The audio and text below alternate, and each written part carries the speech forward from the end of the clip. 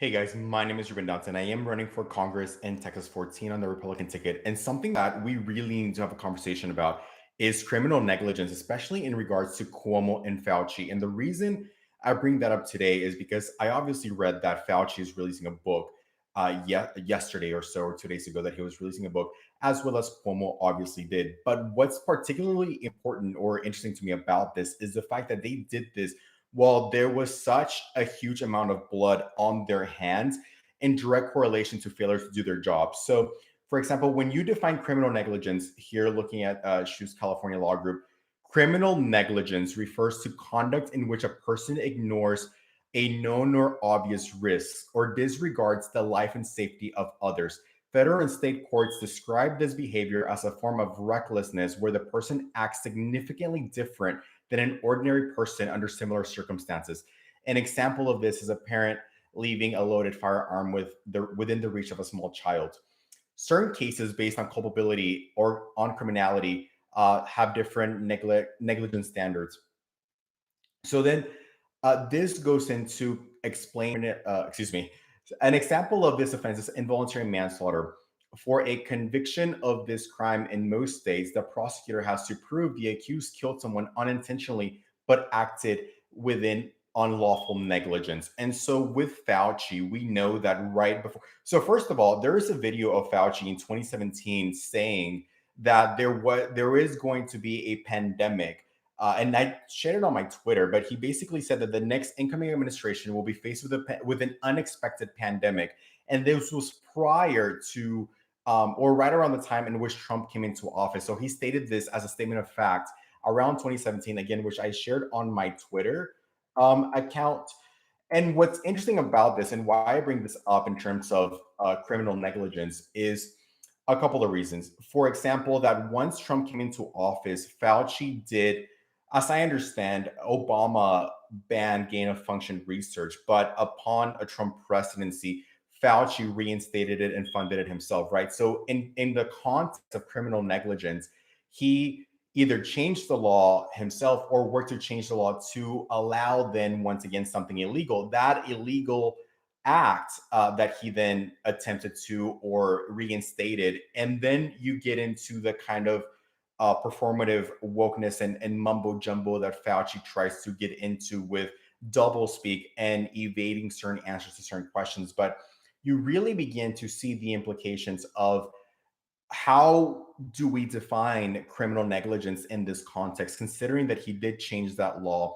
And in this particular context, it did kill someone unintentionally, or and in direct correlation to an act of unlawful negligence, right? And so what's particularly important about this is the way Fauci went back and forth as to how he defined gain of function, and then looking into how this was worded and to what degree. I think we all know from a very black and white or like non-semantic and technicality standpoint that he's absolutely guilty to some degree of so much of the misinformation, so much of what happened. And we do know that to some degree he lied under oath or otherwise about his belief in this coming out of a lab, right? So just within that, outside of criminal negligence, I think everyone in office and any and all leadership should really push for an investigation. Yes, one into criminal negligence, which also implicates Cuomo with the housing and the elderly in the housing situation, where again, that is, in my opinion, from how this is written, and again, I'm not a lawyer, although I am running for Congress, is it seems to me to be a clear case of criminal negligence and involuntary manslaughter. Same with Fauci, right? On a base case scenario, this seems to be a 4 million person account of involuntary manslaughter, tampering with evidence, tampering witnesses, as well as the social media companies tampering with evidences, tampering with witnesses. And we don't actually know, guys, that the media, the social media companies, were in on this or not. For example, we don't know that big tech maybe wants to get into China more unrestrictedly and let this one go through. So we cannot just write off conspiracy because, well, we really don't imagine this to be the case. This needs to be thoroughly investigated in terms of conspiracy, in terms of criminal negligence, tampering with witnesses, tampering with evidence, And all of these have very serious legal implications. And so then we get into Cuomo now using taxpayer dollars to fund his defense in terms of the sexual harassment case as it came out this morning. And when it comes to that, that's something that when we talk about a deep state or just the criminality that we see happen, we talk about all of the what is implied is all of the legal semantics and loopholes that people get away with under these the sphere of legal conditions. And that's something that I really was thinking a couple of days ago. What makes us fundamentally different from China if the government is working with big tech, if they're working with censorship across the board? I guess the difference is that they're not shareholders of these big companies. But then again, we don't necessarily know this to be true, which is why so much of my political campaign is about, or even just having this entire discourse and endeavor into politics is really going into all of the mumbo jumbo semantics and smoky mirrors that go into this. So, for example, everyone was so up in arms about Trump's tax returns, right? But why are his tax returns any more relevant than every dollar that every congressperson or person in office has made the moment they got elected and ever after, right? Their own businesses, subsidiaries, in part or wholly owned subsidiaries in all of this, right? And that has so much more relevance because that is a direct implication and conflicts of interest into the benefit of the US and the benefit of American citizens. And so when we talk about the fact that Fauci and uh, Andrew Cuomo had the time to write books amidst their most demanding portion of their job, not only is that a question of clawback, right? So when it comes to going back to my previous point, to someone like Andrew Cuomo, who, the state is paying or taxpayers are paying for his sexual harassment defense. I understand this to a degree because you also don't want to create an environment where the governor or legal officials or government officials have to pay out of their own pocket for frivolous lawsuits that competitors might be filing against them just to drain their bank account. But something we can begin to implement is, for example, a system where if you have this thresholds or above, right, of money in your campaign or donations or otherwise, then that money is the first to go. And or if we're not going to change the implications of the way this is handled, then immediately we should have a system where if one of these government officials loses one of these cases, immediately we claw back and the city sues the governor found guilty, and we pierce the corporate veil. We go into all of their bank accounts and then claw back out of that, right? Because not only were they failing to do their job in these two cases, while simultaneously the direct failure to do their job while writing a book led to so much bloodshed in their jurisdiction and in their role, but also they're directly capitalizing not only from the pandemic, which we saw again, we saw big tech make so much more money and so many more trillionaires out of the pandemic that we absolutely cannot write off conspiracy for bioweapon terrorism on behalf of the big tech companies that personally engaged in tampering with evidence, in tampering with witnesses, and silencing, right, and censorship of free speech, which, by the way, this narrative that they're private companies and so they're allowed to censor people because it doesn't violate the First Amendment rules. First of all, we do go back to technicality, but I wrote this in my campaign website where the United Nations and how the United Nations specifically defines free speech or defines communism does fit under this censorship jurisdiction, right, as depicted by the UN. So we don't know that the beneficiaries that are writing books that have blood on their hands didn't in fact conspire for the aspects of bioweapon terrorism, because even if Fauci didn't know that they were doing gain of function research, which is an entire different conversation, right? But like, even if we give him the benefit of the doubt, that does not mean that he wasn't accessory to bioweapon terrorism. And that doesn't mean that he has to necessarily know every aspect, or maybe we should have a conversation about whether he has to know every aspect that would implicate him, or if it's simply this double speak, right? So we can see from the emails, the way things are worded, that I mean, I think at this point the masses have awakened enough to see that the way emails are written are politically safe verbiage that actually means something different, right? So whenever, for example, the was it Dazik wrote, thank you because your I'm paraphrasing here, but something along the lines of thank you because your credibility in your role really was able to diffuse this belief of the Wuhan lab. That is, at least to me, a very clear sign of double speak of thank you for getting that job done, right?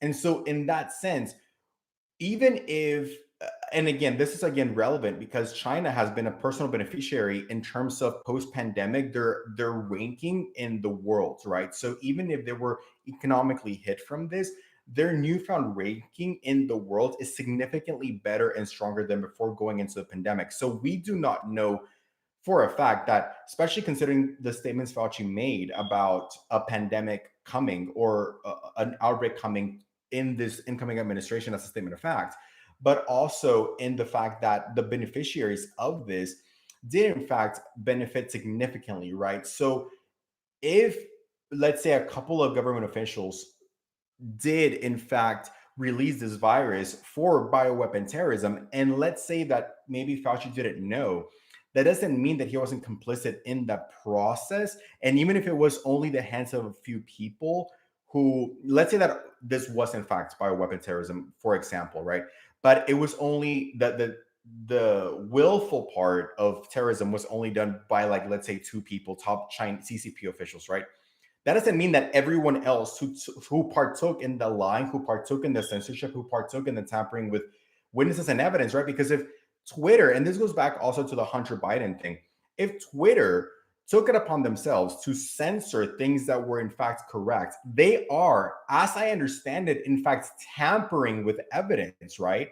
With federal evidence, with evidence that is a crime against humanity at large. And we don't know that they're not accessory to pedophilia, for example, right? Why is Hunter Biden not being investigated or persecuted for these very damning photos that did in fact come out of his laptop with minors implicated, right? So when we talk about the role of big tech, the role of Fauci, the role of Cuomo, and the bureaucratic systems that enable this, if you get to the bottom of this, it does have a lot of implications of not just criminal negligence on behalf of the Wuhan lab leak or on behalf of the nursing home scandal, which then implies 4 million accounts on Fauci of involuntary manslaughter at best, or bioweapon terrorism and accessory to it at worst, and murder for that matter, in crimes against humanity, but also the implications that why is this not being investigated, right? So whenever people talk about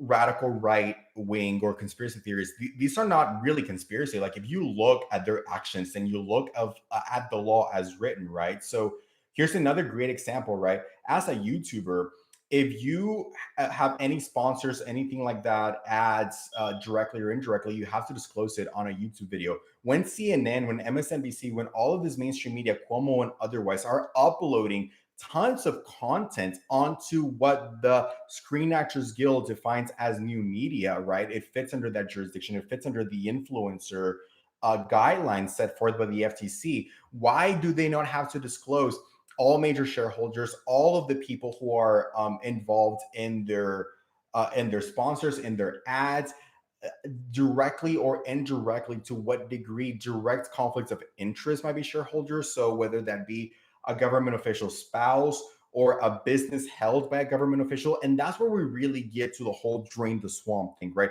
What are all the bureaucratic legalities and technicalities that enables these government officials and people that are, technically speaking, in terms of how people commonly define the deep state? Fauci does fit that jurisdiction because he's a top paid government official. He was unelected, and he transcends and outlives a general administration, right?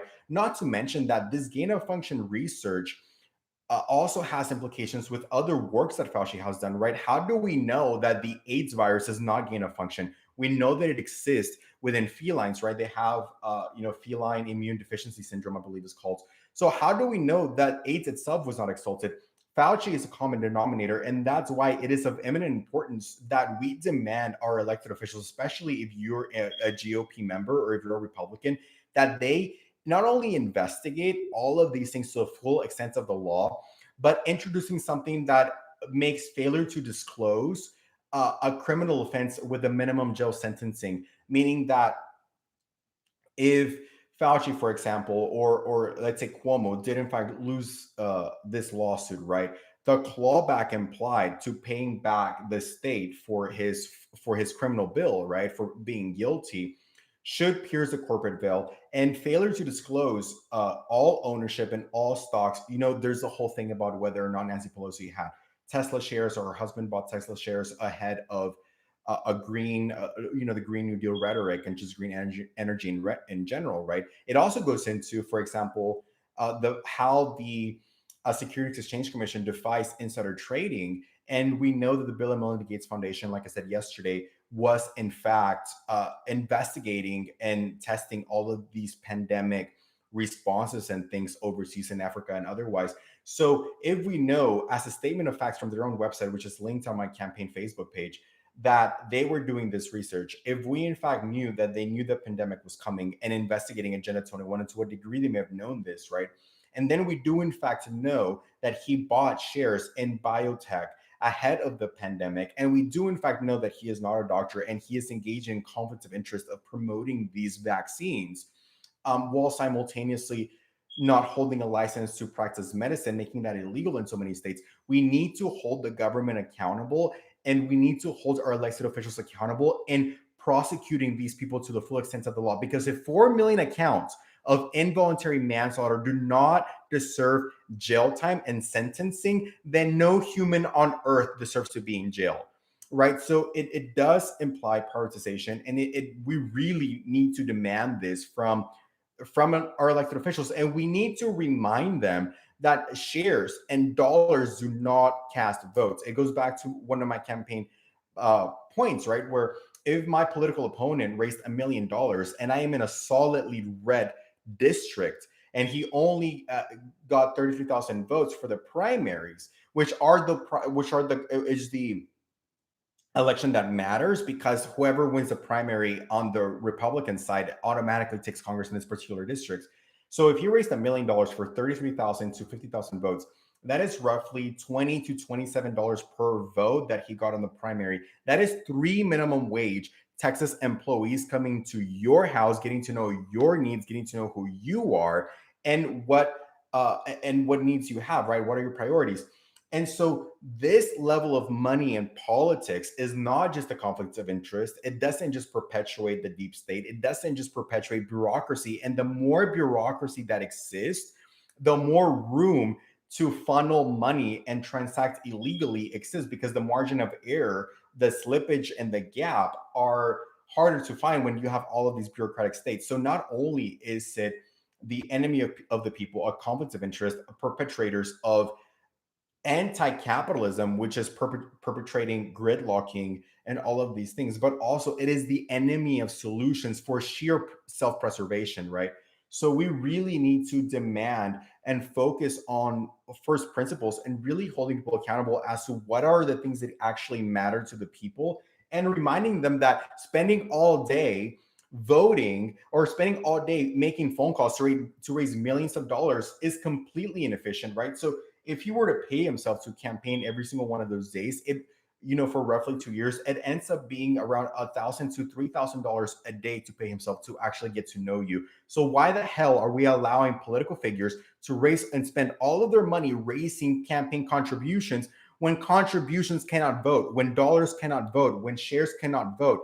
And so that within of itself shows you the degree of corruption that exists in this country, for the sheer reason that there is no correlation. There is no correlation between democracy, the will of the people, the needs of their constituents, and raising money. There just is not, and it is completely inefficient. So if you just purely look at it from like a financial analytics efficiency standpoint, it does not make sense.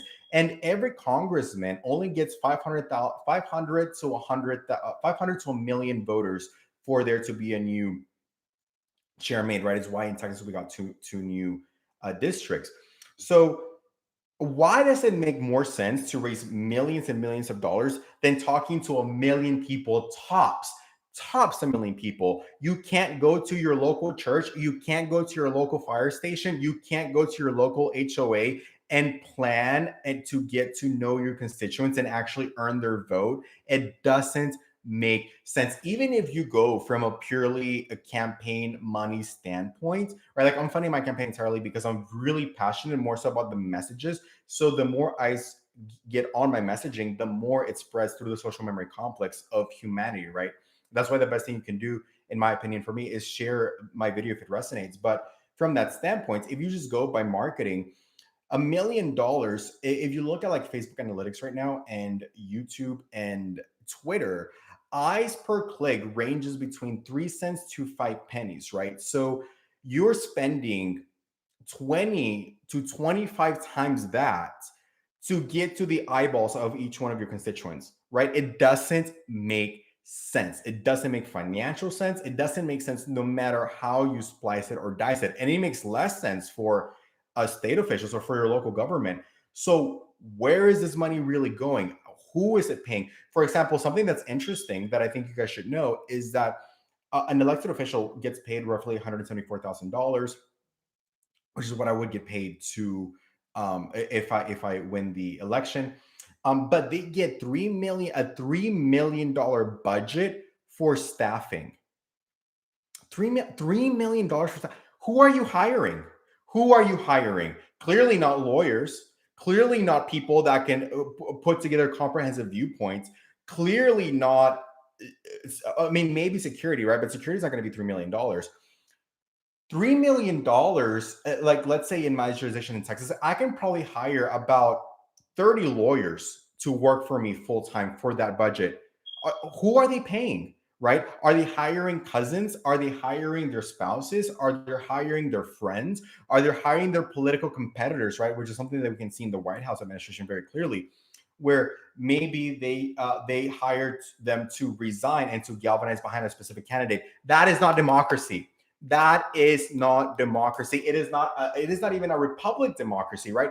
Because people do not even get the chance. They don't even get the chance to cast their vote for maybe who they wish a primary to be. Maybe people wanted to vote for Tulsi Gabbard and they got robbed of that opportunity. Was it because of money? Is there conflict of interest involved? Is there criminal negligence involved? Is there collusion involved? Is there conspiracy? Is there bioweapon terrorism involved?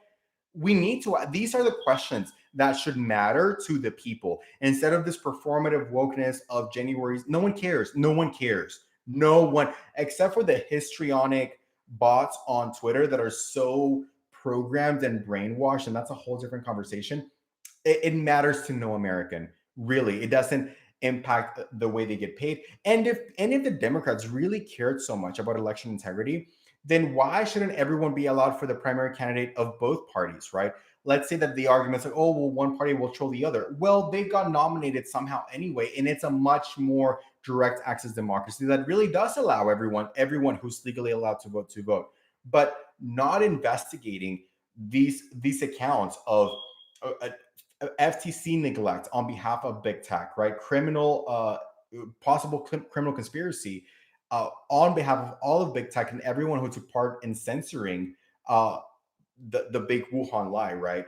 Accessories to bioweapon terrorism, possibly conspiracy, and all of that. So we really need serious reform in our government and the way we define what they are allowed to do, right? Because it's very easy to say, oh, well, we're not communism because over in the CCP, they have direct control over, company activity. Well, if someone's spouse is on the board of directors, then the only fundamental difference thing is the paperwork you files, right? The only difference is that this person over here files a 501c3 or C4 or C6 paperwork, and they didn't, right? So are we defending the integrity of a free and fair election and democracy, or are we defending performative wokeness and the degree in which paperwork is allowed to be filed?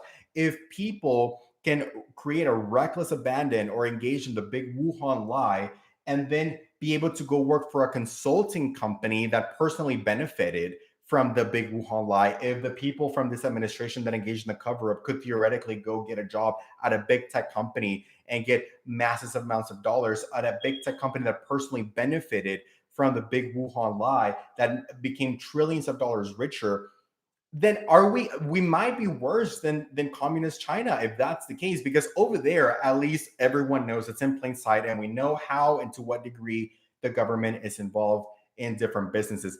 Here it's all obscure lying and mirrors, and if someone can bypass having to register as a foreign agent, for example, by simply working for a consulting company instead of the government, then this is not there is nothing in the entire chain of events that is remotely close to a defense of democracy, and rather an entire conversation about the technicalities and the illegalities in which we create paperwork for these elite officials to be able to engage in legally, and paperwork with no clear definition that is completely arbitrary.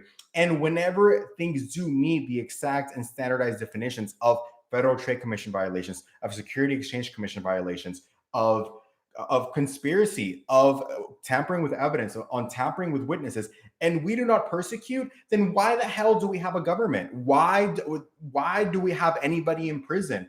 Right? I am a lot more implicated by the possibility that all of these government officials were working synergistically to create this massive bioweapon mechanism and bioweapon terrorist act for the advancements of their own empowerment, right? And if you just look at who has benefited from this pandemic, right? If you just look at the public networks of all of these people, it's very clear that the people that personally engaged in what was happening in the Time Magazine article are the same people who made trillions of dollars during the pandemic, right? So why shouldn't we question them on bioweapon terrorism if they personally made trillions of dollars out of it, right? It's ludicrous not to engage in a criminal investigation on this, right? And the fact that honestly the GOP and the Rhinos are so weak on this, right? The best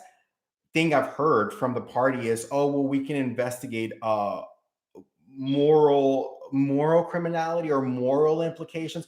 No one cares. We don't care about more. Are we going to go and investigate more implications about the local Joe Blow who got arrested for having a pack of weed? I don't care. No one cares, right? So, and as far as, well, everyone's got a story. Everyone's got a story. Someone has to feed their family.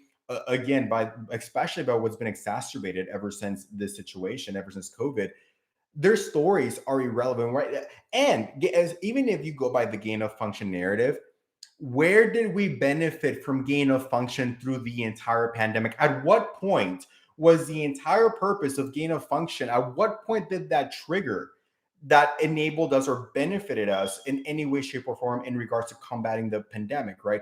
Gain of function never even triggered in protecting us or creating any sort of protection for people in this, right? So we have no reason to believe that AIDS was not also a gain of function happenstance, right? Especially when Fauci deliberately lied under oath, right? Or at least lied to the whole for the whole world to see. It is documented that he thought or that he knew this. How do we know the same wasn't the case for AIDS? How do we know this wasn't the case for all of these different things, right? And so with that said, I'll leave you guys just with this video as food for thought. Please like, comment, share if you resonate. And more than anything, make sure that your representative knows that if they don't stand up to the full extent of the law and implicating minimum sentencing for all of these crimes in question, and if these questions are not being addressed, let them know that not only will they get voted out, you will push for a criminal investigation into them personally. And if it's not now, it's going to be the next administration. And we're not going to stop until we get to the bottom of this, right? And it's why they were so scared of Trump, because he wasn't bowing to the performative wokeness of the law of respect among thieves, right? Or what is that phrase? Honor amongst thieves. He didn't necessarily fit that narrative. And so we need to make sure they're held accountable. And this is where, in that sense, we really are fighting for the dignity of the democracy as once intended by the founding fathers, because the founding fathers did know. In fact, they go over the right to bear arms to the same degree and caliber of that which the government holds. What they did not necessarily possibly envision is the way in which these systems will become distorted, right? Even with the Patriot Act, who gave Obama the right to be the judge, jury, and arbiter of this information, right? And people like Edward Snowden that are defending the Constitution, which is now becoming a lot more clear, right? He honored his role in defending the Constitution, not the establishments or some false god or some figure that was placed before him. And he did honor that role in honoring the Constitution. He was persecuted for it. So everyone that is implicated in the persecution in the name of performative wokeness or in the name of some government agency that it is not necessarily a part of the Constitution, and that is not, and it's entirely questionable whether it's the will of the people, right? Whenever you look at what happened with the Wuhan lab, when did you vote for gain of function research, right? When did, and to think that science within of itself, that was a judge, jury, and arbiter of discourse throughout the entire thing, was a perpetrator of this virus, is the exact reason why we need people that not only will honor the Constitution and the will of the constituents, but are willing and will go through every imaginable constitutional length to make sure that everyone implicated in what is the deep state of bureaucratic paperwork happenstance that is just politically correct enabling of communist reckless abandon through technical paperwork and funnels and channels and consulting agencies are held to the full extent of the law. And if that can't be done, then I don't know what to tell you guys. I think some people talked about what that looks like and the implications of that over in Dallas, which I kind of talked about a video that is not about calling for violence, but really demanding we all come to a standstill and all kind of see. And I'm a big proponent of everyone seeing every aspect of the government, of any elected officials' lives, right? All of their emails, all of their banking accounts, all of their foreign accounts, and failure to disclose personal accounts, foreign accounts, business accounts, in part or wholly owned subsidiaries be punishable by a minimum of 5 year sentencing. Because why the hell do I care what Trump was doing prior to running for office? I want to know what the hell he and any other elected official was doing and making after elected to Congress, and who's funding those bills and all of their PACs and everything. Again, with the failure to disclose minimum sentencing. And we need to vote people in that will write these laws, that will pledge to write consequences to elected officials, because it's really cute that it's like, okay, worst case scenario, well, Cuomo doesn't get reelected. That's not good enough, because it just gives license and enables the next person with a precedent that allows them to just get away with a reckless abandon, have the taxpayers pays for it, and then you just become a free citizen. No, no, there needs to be intrinsic accountability. And it's why I also wrote, it has to exceed, even with, government or even with banks and stuff like that. It has to exceed the profit made by any act that is in question, and it has to be penalized in for 140% plus of that capital gain, with piercing the corporate veil in the case of fraud, collusion, conspiracy, across the board with the same failure to disclose. And we need people that will write these policies so that, and all of them imply and implicate minimum sentencing, so that a deep state doesn't continue, or unelected officials that defy the timeline of elected officials cannot get away with this, and make sure that the accountability exceeds other possible rewards. So with that said, I love you guys. Thank you for being here. Thank you for watching. I'll see you guys on the next video.